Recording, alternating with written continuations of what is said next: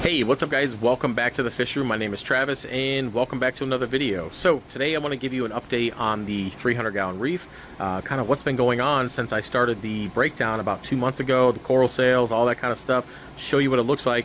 And I also want to give you a timeline and what to expect for the new coral farm building, the move, the process, and all that kind of stuff, and just really fill you in on what's been going on the last month and a half. So with that being said, the 300-gallon reef is doing okay. There was some hiccups there for about a week or so when my trident died, and then on top of that, my Hannah checker died, so I couldn't test alkalinity for about 5 days in the middle of cutting up a bunch of colonies. So I was a little stressed out, but luckily I kind of just stopped doing everything, sat back and just let the tank do its thing. I did make a minor adjustment in the calc wasser and just dosed a little bit more to help compensate for the extra growth, and everything turned out fine. It was pretty stable throughout the 5 or 6 days that it wasn't able to test, and then the new Hannah checker came in as well as the new trident, and everything is back on par, or back on track, and doing pretty well. So other than that, the tank is doing good. I had a couple fish deaths. One of my hippo tangs died, as well as my blue Atlantic tang.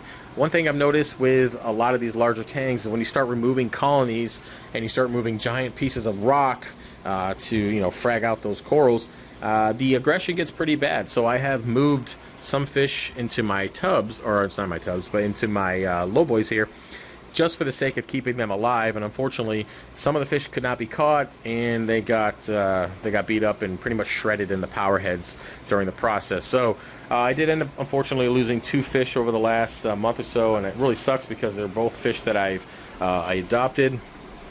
And I feel worse when it's fish that you adopt to give them a better life, and then unfortunately, 6 months to a year later, they end up getting destroyed by one of the tangs in the tank. It's really sucked, but yeah, I mean, there's not really much I can do about it. Some people are saying just remove all the rock and all the colonies. Bro, you know how big this colony is? This is a 2-foot tank, okay? It's massive. I'm not just gonna cut it out. Where am I gonna put it? Where am I gonna put it, on the floor? I don't know. So it's a lot easier to say what you think should be done than doing it, right? So I'm just gonna keep it the way it is. I'm gonna try to remove fish when I see aggression, and just not remove giant colonies at once, and hopefully they can adapt to their territory in time and not worry about them killing each other off. But speaking of fish, I guess we can address this. Pretty much all the fish you see in this tank now, as well as my low boys, will go into the 700 or the grow out tubs that are attached to it. Now, when it comes to the 300, it's going to go in my theater room, and I'm going to do all new fish, sand bed, and yes, I am going to sell out of the tank still, but it's not going to be to this extreme, and I'm not going to compromise. I guess it's going to be more of a hobbyist tank. I can enjoy it and then make a few bucks here and there on it. But the more aggressive fish, the larger fish, and the utility fish will go into the 700 because they have a job. It's bare bottom, and they have to do what they need to do because it's just part of the business. So yeah, that's pretty much it for the 300s health-wise and kind of some of the things I've dealt with. Now, when it comes to the coral here, I am starting to frag them out and put them on these grow-out discs that I make, and I'm just doing it so I know what not to sell any more of, or I make sure I at least save something from each colony, because in the past I've broken down tanks and not saved, or I've oversold coral pieces and I didn't have anything to go into the new grow-out. I'm not making that mistake this time. A lot of the stuff is going to be cut, fragged, and quarantined and put into the new grow-out system. Some of it will go back into 300, and yeah. So speaking of coral, I guess we can go over that. The coral sale has been going on for about 2 months now, and it's going to continue for the next month and a half to 2 months. $15 to $20 for every frag in here. I've cut up a ton of stuff. There's a bunch of LPS and Galaxias, and that giant I'm going to forget the name of it. That giant Goniapora that was here is now in about 50 pieces there. There's another chunk of it over here that's just, I don't have any room for it, so it's just chilling out. That's like I'd say 1/3 of it. It's pretty massive. So I finally got a lot of that stuff you guys are asking for healed and ready to go. So check it out, Fishofhex.com.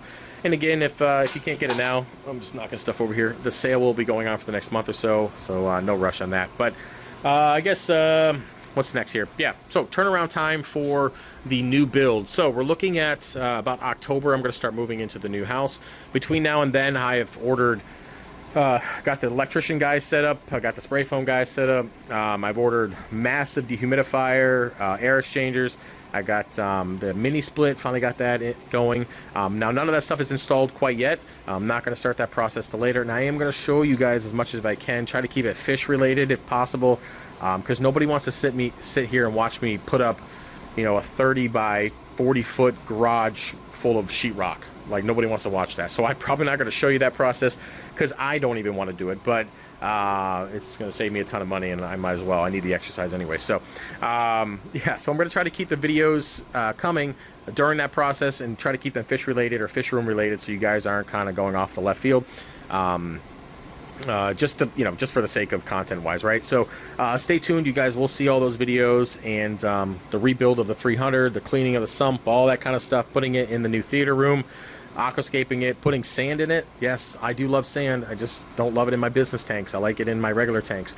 You guys will see the NEM tank, the 20-gallon long, all in one, which is upstairs. You guys get an update on that. I might as well show you that before I tear it down. And then, of course, I am working on a 40 breeder all-in-one setup. It's currently on the website. I gotta do a few more things to it, but yeah, I'm working on that. So you guys will get an update on all of those here soon. And yeah, just a lot of videos and not a lot of time, but I'm gonna do my best to try to get that stuff out to you guys. Now, yeah, other than that, everything is doing pretty well. 3D printing is doing well. I do need to get a few more printers, but unfortunately I am out of room down here. There's no more room. I'm out of outlets, I'm out of amperages, I'm out of room.